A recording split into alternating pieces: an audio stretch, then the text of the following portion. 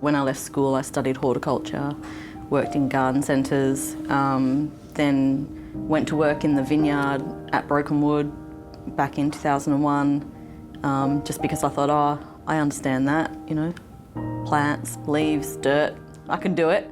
She's as cheeky as can be. She's got a sort of apple red cheeks.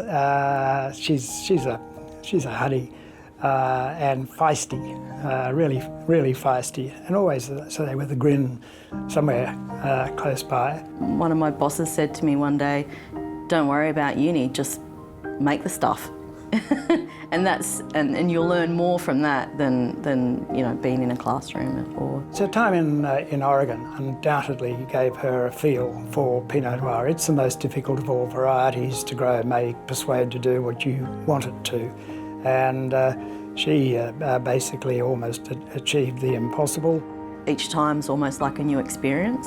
If you're, you know, in the lab on the bench with your kind of, you know, war face on, trying to make sure it's the best it can be.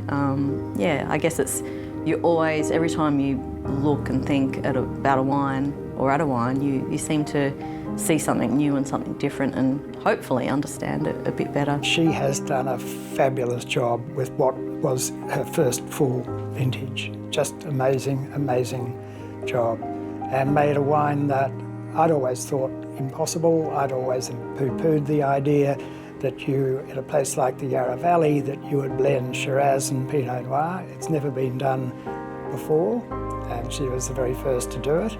And it's just a beautiful wine, marriage made in heaven.